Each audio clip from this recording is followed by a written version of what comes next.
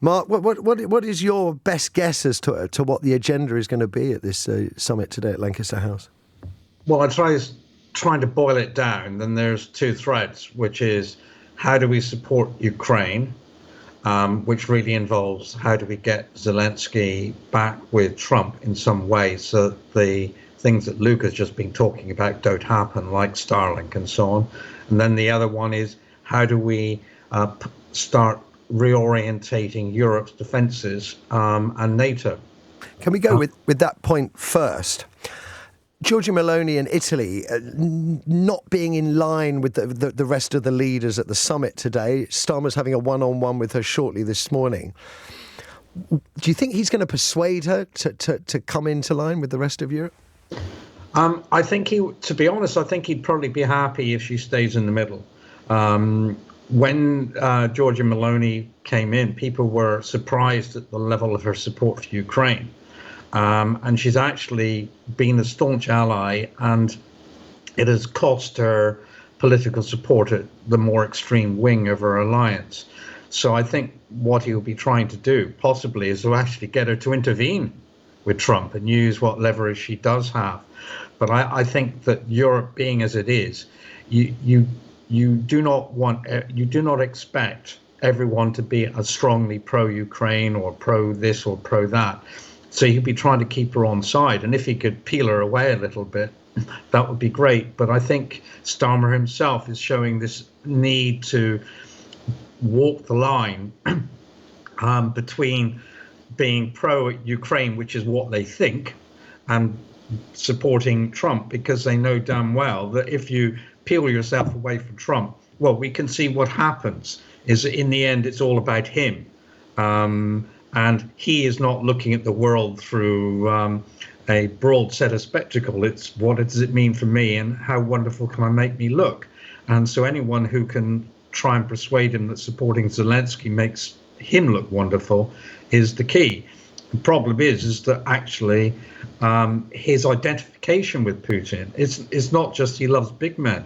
You know, the whole direction of travel, he wants to be the great power, and he sees Putin as a great power. So walking that line is what Starmer is trying to do. And you saw how he didn't come out early in favor of Zelensky. He immediately called Zelensky and immediately called Trump. If we can go to your first point now about how Europe may respond on a defence front. I mean, you've got the Telegraph now sort of ramping up, speculating about nuclear, ramping up more nuclear deterrence and such like. What? I mean, we've touched on this before, but where do you think Europe may be heading if America pulls out its sort of NATO European presence? Well, I don't think America is planning to pull out of NATO. That's the first thing. So I think the speculation... In Europe, though? NATO in Europe? I think that's fair. That what you're going to look at is the commitment to NATO Europe.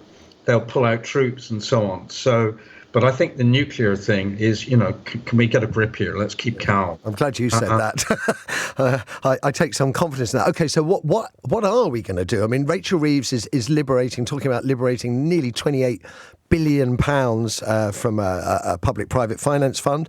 There were meetings, I think, on the 28th of February between government officials, I think a dozen or 15 different military contractors, defence contractors. I don't want to talk about European army. What is Europe going to do? How do we respond to both the United States position and Putin's position?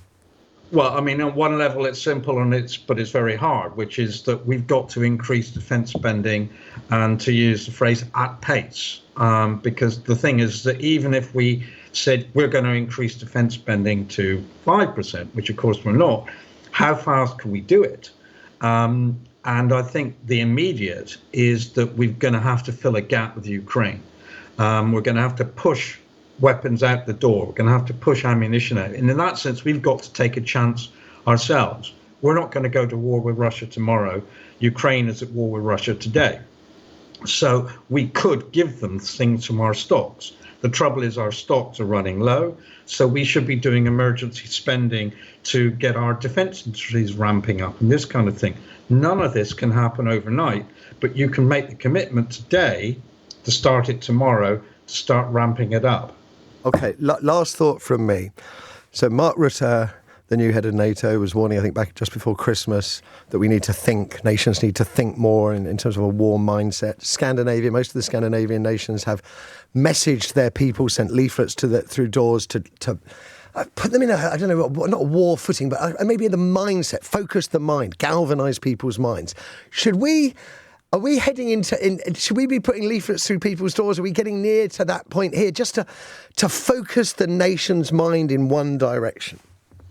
Yes, I mean, whether it's leaflets through doors, wow, okay. Absolutely. The point is, if you look through the Cold War, we normalise defence spending even towards the end at 4%. And nobody saw, everyone said it's painful, but we did it.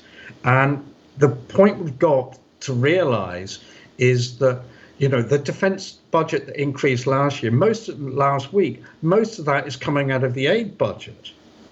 We've not actually paid a price for increasing yet. So if you're looking, we're going up to 2.5%, this is a painful sacrifice. Where's the painful sacrifice? The only people doing that is the US aid, is the aid budget. We've not actually made any sacrifices yet. And this is going to be painful. It's got to be genuinely painful. And it's going to involve, I would say, tax increases, because almost all of our other spending, that's accounted for. It's all gone. NHS, It's gone. So we have not actually yet translated what Starmer said, which is which is a new world, a new challenge. We haven't actually translated it into asking the British people anything. People who are going to pay for it at the moment are Somali refugees and people like that.